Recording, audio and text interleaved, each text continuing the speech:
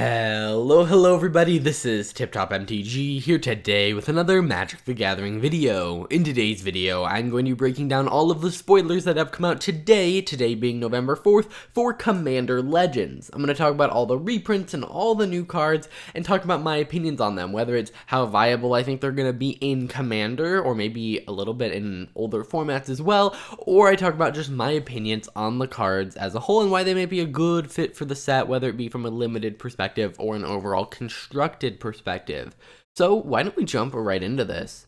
Starting off, we have Palace Sentinels. It's a 4-cost white creature human soldier 2/4, and when it enters the battlefield, you become the monarch. Now this is a very simple card, and it has been printed a couple times in the past. It is clearly here just for the limited environment. I mean, if you're going to have a monarch as a theme, you do need to make sure you have enough support for it at all of the levels, and so this is a card that, you know, it's pretty beefy on the blocking, which is good for if you want to keep the monarch around. So yeah, if you're running a monarch deck, this is probably something you're picking up. Next, we have Swords to Plowshares. It's a white instant, and it says exile target creature. Its controller gains life equal to its power, and this was last reprinted in Secret Lair Yargle Day. This is one of the more powerful white removal spells, or even just removal spells in the format. It's tied up there with like Path to Exile. It's really cheap, really efficient, and I would consider this one to be better than giving your opponent a land, which is what happens with Path to Exile. This one just kind of gives them a little bit of life, which doesn't usually matter. It's good to see it get reprinted, and you'll notice the art is different. Now, this is not brand new art. This was actually only ever printed on one Judge promo. So that's what they've been doing a lot recently. When you look back at Double Masters, and especially this set as well, some of the older cards are getting art from their previous promo versions on non-promo versions. And so I wonder if we're going to see that trend continue into the future. Either way, you're looking at the extended version. There will be a non-extended version, but yeah, it is possible that you get a extended version in collector boosters. It's good to see it get a reprint. It's one of those cards that, like, I could almost say that if you're running a white deck and you need to fill a card in, this is a card you could throw into almost any deck that has white, so keep that in mind. Next, we have Soul of Eternity. It's a 7-cost white creature avatar, and its power and toughness are equal to your life total. So if you were to play this, for instance, and you haven't lost life, it'll be a 40/40, and then it has Encore 7 and 2 white, which is really powerful because, well, say you're at 25 life even, you pay 9, you're getting 3 25/25s. If you can somehow give this lifelink, you're doubling your life total, and with the Encore, you're tripling your life total. Actually, no, you're quadrupling your life total. So, yeah, this is a pretty insane card. It is, of course, kind of expensive, especially for white, but maybe if you're running a white-green kind of life gain commander, this could be something interesting. Of course, at, like, this mana cost, you could just play Feldar Guardian, in which case you just kind of instantly win. Of course, that's going to draw more removal than this may, but, you know, a 40/40 or a 35/35 is going to draw some attention, too. It's also pretty good in any deck that cares about power and toughness in terms of, like, creatures. Like, if you have a commander that gets bigger based on the power and toughness of your creatures, could do something interesting there too. Next, we have Chroma's Will. It's a 4-cost white instant, and it says choose one. If you control a commander as you cast the spell, you may choose both. So we've seen the black, blue, red versions of these. I don't think we've seen the green one yet, but this one says you can either do creatures you control gain flying, vigilance, and double strike until end of turn, or creatures you control gain lifelink, indestructible, and protection from all colors until end of turn. So you can either have kind of charge forward or be really good at blocking, but that's not actually true. For instance, if you control your commander, let's say you're playing even mono white, which often the big theme is let's attack, you can at instant speed give all your stuff double strike, flying, and vigilance. Now the vigilance doesn't really matter. The flying doesn't really matter if you're doing this as a combat trick after blockers have been declared, but if you cast this before combat, here's what's going to happen. You're going to get a bunch of vigilant, flying double strikers with lifelink that are indestructible and can't be blocked by any colored creatures for 4 mana. And on top of that, it's not like it's this big spell you have to keep in your hand and it's like, ugh. It's one of those things that it can sit in your hand, and if someone tries to blow away your board, you can just cast it to save your entire board of creatures. This is a really good card in my opinion. Of course, it is still just hitting your opponent, but flying, vigilance, double strike, lifelink, indestructible, and protection from all colors for 4 mana at instant speed? Yikes, that's a pretty good card. I would not be surprised if this becomes a very playable white card in Commander. I want to know what you guys think about this one, because it is all just combat based, so maybe I'm overvaluing it, but I just really think that looking at it like that, it's kind of crazy. Especially, by the way, double strike and lifelink? Yikes. Next we have Akroma, Vision of Ixidor. It's a 7-cost white legendary creature angel, 6/6, and it has flying, first strike, vigilance, and trample, so keyword soup here. And speaking of keyword soup, at the beginning of each combat until end of turn, each other creature you control gets +1/+1 if it has flying, +1/+1 if it has first strike, and so on for double strike, death touch, haste, hexproof, indestructible, lifelink, menace, protection, reach, trample, vigilance, and partner. Interesting, partner is there. So here's essentially what this is going to do. It's going to say, hey, say you play a 2/2 for 2 that has vigilance. During combat, it'll be a 3/3. But if it has vigilance, first strike, death touch, then it's getting +3/+3. So it's kind of rewarding you for having bigger, or having more keywords on permanents. It also cares about partner. So I wonder if there's a partner, like for instance, the 0-cost Kobold, he is a 0/1 with like menace, first strike, and haste or something. Menace, first strike, maybe not menace. It's like first strike, trample, menace, maybe. I don't know. But he, would get +4/+4 because he also has partner. And so there are a lot of really interesting things you can do with this. I could totally see this being mixed with the commander we saw the other day. I forgot their name, but they let you kind of copy anything and it makes the legend rule not apply to you. So you can just have 2 of these out. You're getting double the effect and they will now affect each other because unfortunately it says each other creature. So during combat, she doesn't get +5/+5 for having flying, first strike, vigilant, trample, and partner. Now, recently we've been seeing a lot more of this effect. So I wonder if a deck will form around this style of effect in the future. Next we have Prosperous Pirates. It's a 5-cost blue creature human pirate, 3/4. When it ETBs, create 2 treasure tokens. It helps the pirate theme, it helps the artifact theme. It's a reprint, not too much to talk about here. Next we have Counterspell. This is a very classic spell. Blue, instant, counter target spell. Now, we just had Mana Drain printed yesterday, or reprinted yesterday, which is clearly a better spell, but this one, it's always good to have more of. It's not like a super expensive card, but it's one that, when you think, oh, I want to put a counterspell in my deck, this is the one you think of. So, it's good to see that being reprinted, and especially in extended art. Next we have Arcane Denial, another counterspell. It's 1 in a blue for an instant and it says counter target spell. Its controller may draw up to 2 cards at the beginning of the next turn's upkeep. You draw a card at the beginning of the next turn's upkeep. So you kind of replace this card and let your opponent draw 2. So you're kind of giving your opponent card advantage and you kind of don't lose anything for doing that. The advantage here is that this is run in a lot of decks that first off need to just counter things. But more, I think more synergistically, sometimes you run it in decks that make your opponent want to draw cards, or not want to. You make your opponent, when they draw cards, they lose life, like so Nekusar or Xyrus, where if they are drawing cards, you're gaining a benefit off of it, and so that this kind of effect works really well with that. Next we have Glacian, Power Stone Engineer. It's a 6-cost blue legendary creature, human artificer, 3/6, and you can tap and tap X untapped artifacts you control, and look at the top X cards of your library. Put one of those cards in your hand and the rest in your graveyard. Since it's going into your graveyard, I could totally see this partnering with a black commander, and then you get this black like artifact resurrection thing, and then you're just like digging through your deck, probably looking for a combo, or going through here, getting Thassa's Oracle and then just milling yourself and just playing Thassa's Oracle. Yeah, I could totally see that being a deck. I don't know what its partner would be.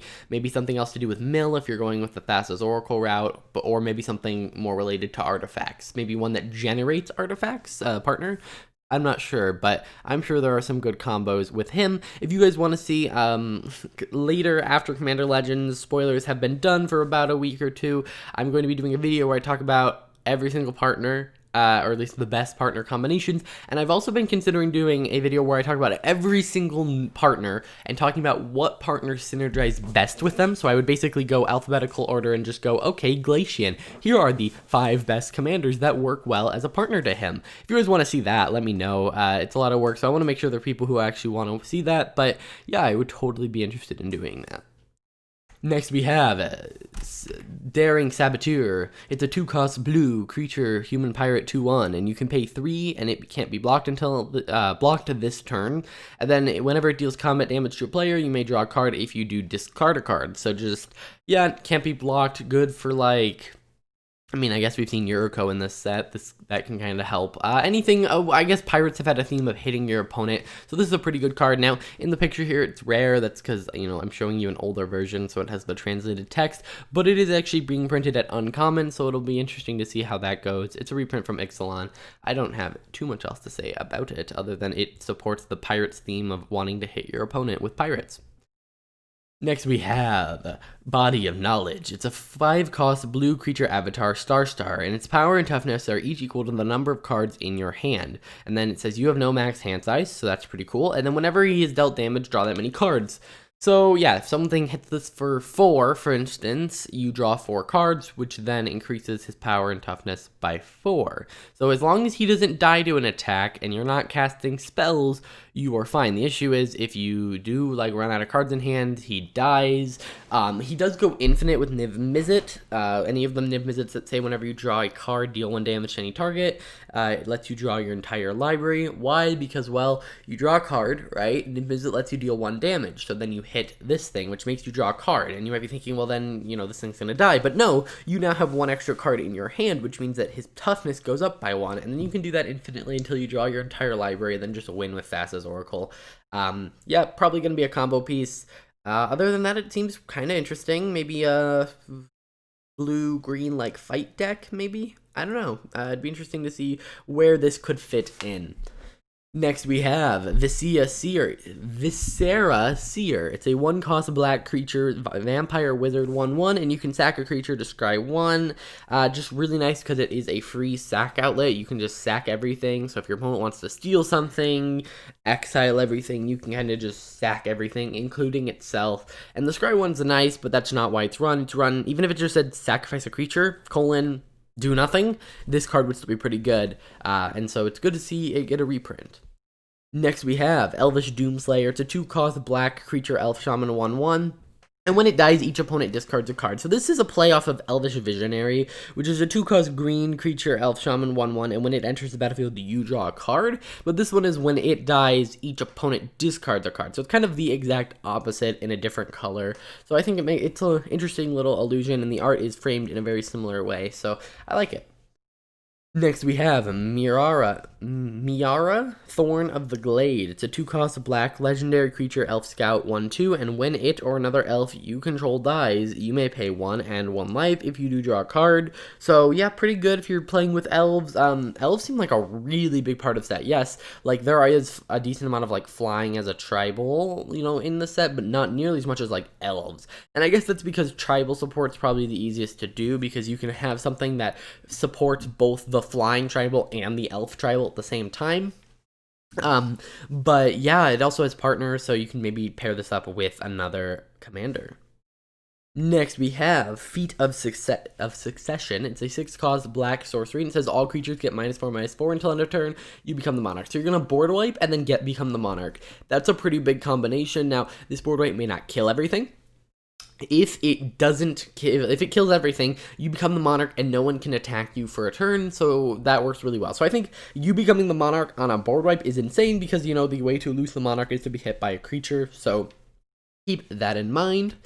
Next, we have Pride of the Perfect. It's a 4-cost black enchantment, and it says elves you control get +2/+0. So just a kind of, instead of a +1/+1, it's +2/+0. I don't know, it's not like a dead enchantment when it hits the battlefield, but if you don't have any elves, this doesn't really help you too much. It's very specific. I wish it did like an ETB, look at the top 3 cards, reveal an elf, and maybe cost 1 more. And I feel like this card would have, I don't know, I would have been happier with it because it would have been a little bit more unique. Next, we have Impulsive Goblin. It's a 1-cost red creature goblin pirate 1/1, and when it dies, create a treasure token, and then it has Encore. So, yep, Encore will make token copies for like a temporary turn, kind of, not a temporary turn, temporary copies for a turn, and when they, at the end of the turn, they all die, so then you'll create treasure tokens. So if you have, like, for instance, 4 opponents, you can Encore, swing with a bunch of 1/1s, they will die, and then you get to kind of bank for treasure tokens. So yeah, kind of a way to save mana for later.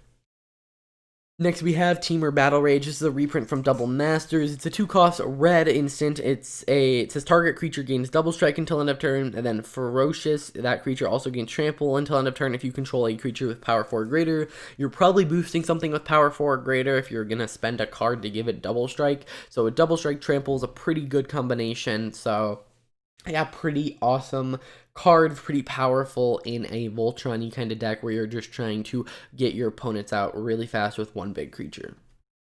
Next we have Abrade. It's a 2-cost red instant, and it says choose one. Abrade deals 3 damage to target creature or destroy target artifact. So what this is going to do is it's going to be a very versatile effect. It can either remove a creature or it's going to destroy an artifact, and generally there are either artifacts or creatures in a game, so I like it for that reason.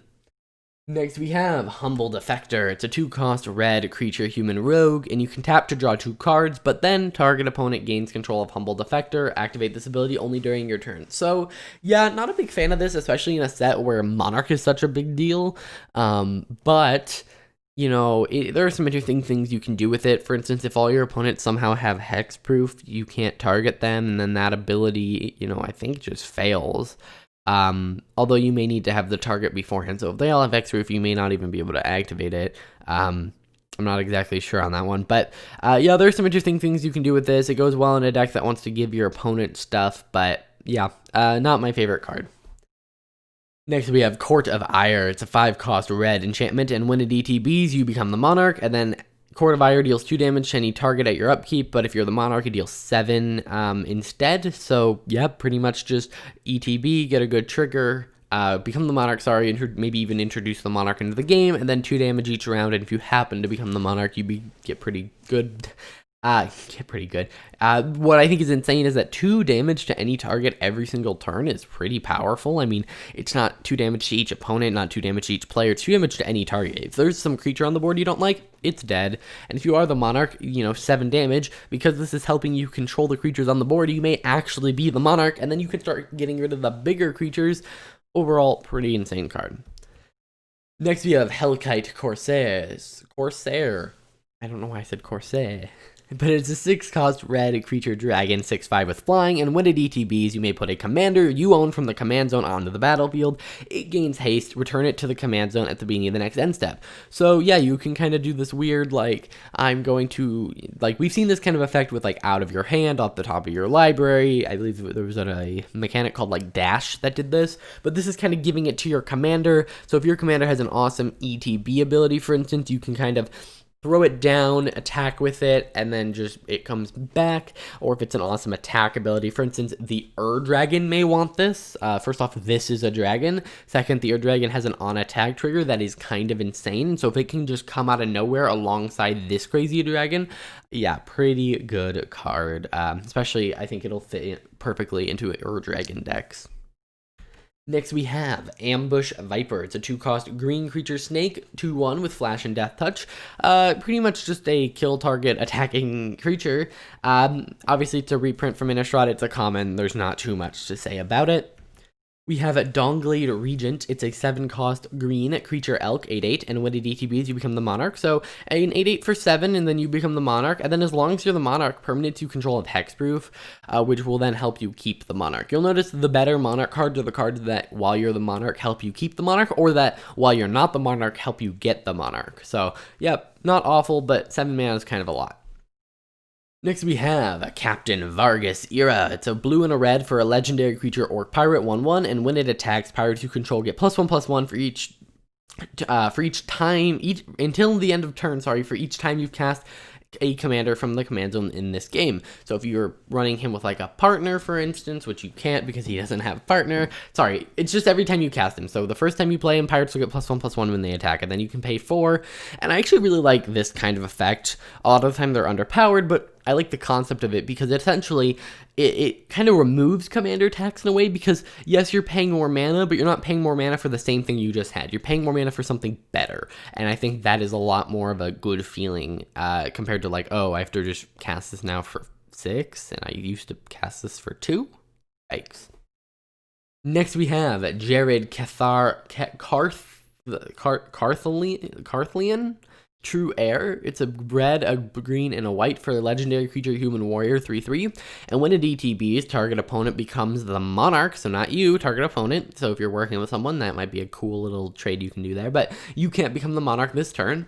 And then if it says if damage would be dealt to Jared while you are the monarch, prevent that damage and put that many +1/+1 counters on it. So again, it's going to help you keep the monarch once you get it by kind of just letting him block any creature and just get bigger, and it'll disincentivize. Yes, you can become the monarch, but like, you know, if you're gonna deal 10 damage to me, you know, like, I'm gonna get a 13/13 commander, which can then like 2-shot you. So yeah, I think this could be really interesting in a monarch kind of deck, maybe a little bit more politically, which makes sense for the monarch, where it like messes with people and maybe does some more universal effects.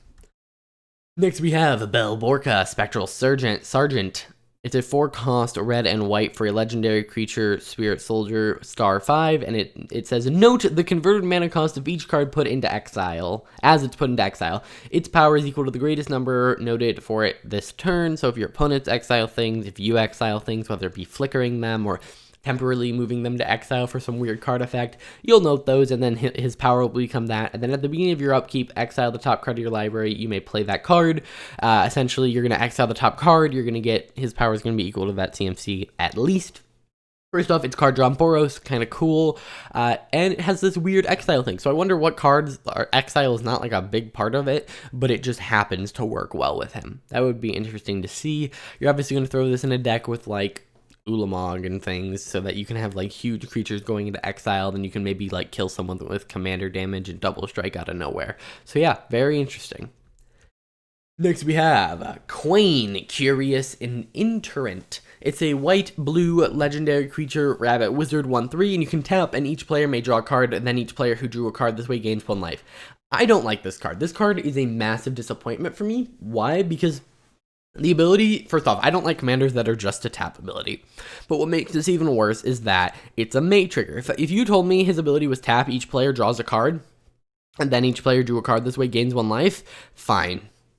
It's a decent, like, I guess, maybe group hug commander, and maybe you can do something with it with, like, forcing your opponents to draw cards, but this is literally, your opponent will get the better deal. If drawing a card is bad for them, they're not going to do it. If drawing a card is good for them, they're going to do it. It's not like you can force them to draw a card when they don't want to.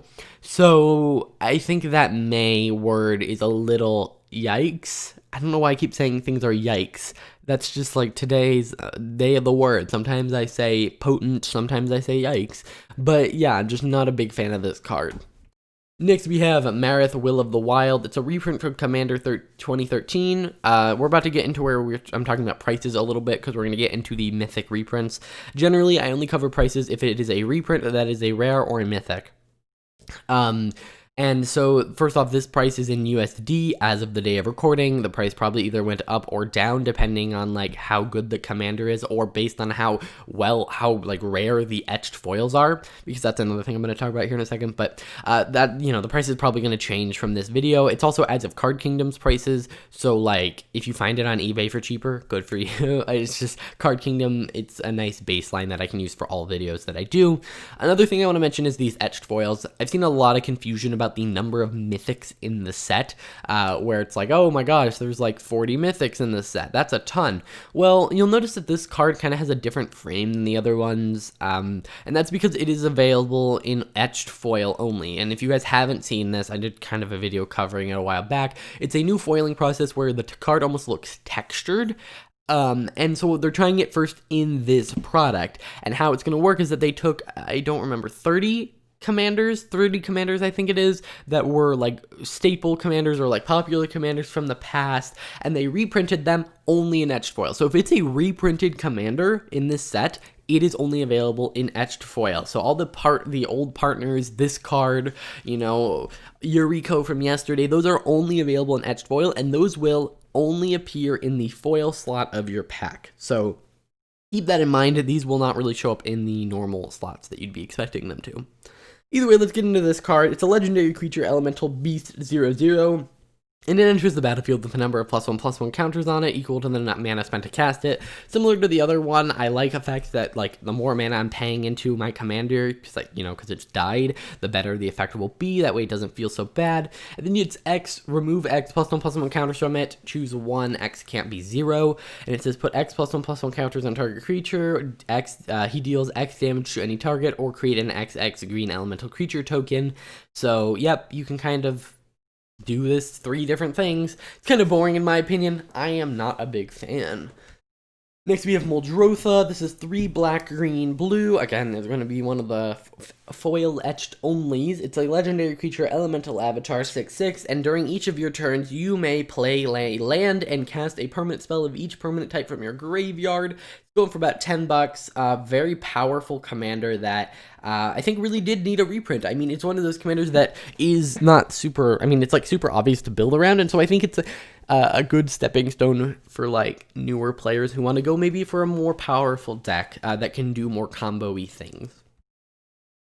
Next we have Crom, Ludovic's Opus. It's a 5-cost blue and red. This is one of the original partners. It was last reprinted in Commander 2016, and it's going for about $6. It is flying in haste, and it says whenever an opponent casts his or her second spell each turn, draw a card. So if your opponents are doing too much, you draw a card. I really don't like this card. I mean, I guess if you really wanted to like throw Izzet in, although I would almost prefer the other Izzet partner.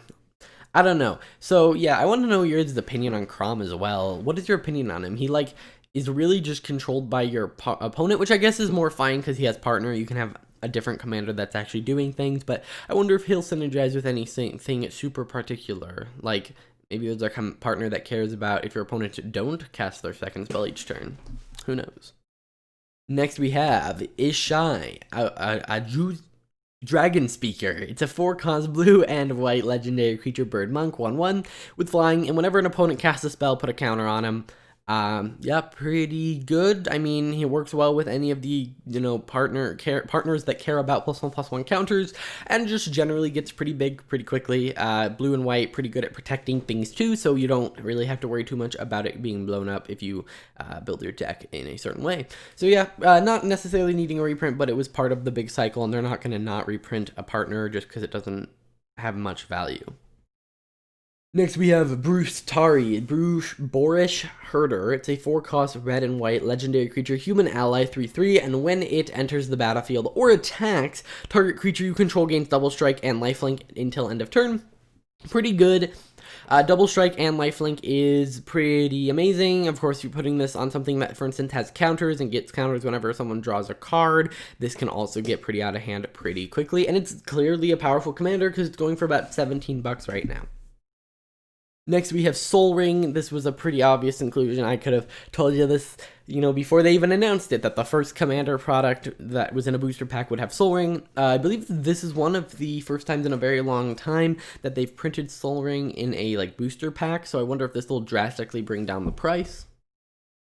Then we have Ingenuity Engine. It's a 7-cost artifact with Cascade, and then it has pay 1, tap, sack an artifact, return target artifact you control to its owner's hand, which can be this. You can return this to your hand and then recast it to get that Cascade again, and I think that's the idea. It's very expensive, but if you're maybe like generating tons of mana, maybe something interesting you can do with it. And then we have Guildless Commons. It's a land, and the ETB's tapped, and whenever it enters the battlefield, return a land to its owner's hand, and then you can tap and add colorless, and it's a land you control, sorry. So this is similar to the dual lands, or the bounce lands, sorry, except it's adding colorless. So each of the guilds has like a bounce land. So when it ETB's tapped, and then you return a land to your hand. They're not my favorite, because if you have to like play them turn 2, you often have to end up discarding, and that just doesn't feel great. But if you're playing a deck that cares about landfall, for instance, this is a pretty good card in it. And then we have Opal Palace. It's a land. You can tap to add colorless, and then you can pay 1 and tap to add 1 mana of any color in your commander's color identity. If you spend this mana to cast your commander, it enters the battlefield with a number of additional +1/+1 counters on it equal to the number of times it's been cast from the command zone. Very specific, very not great, because it's just being a mana filter, but you know, it is technically putting some extra counters, so maybe if your commander cares about counters or is hard to get the colors for, this could be good, but I'm not a huge fan of it.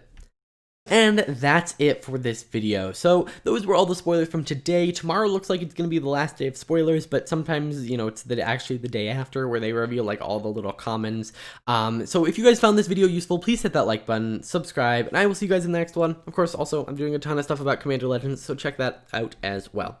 See you guys next time. Bye.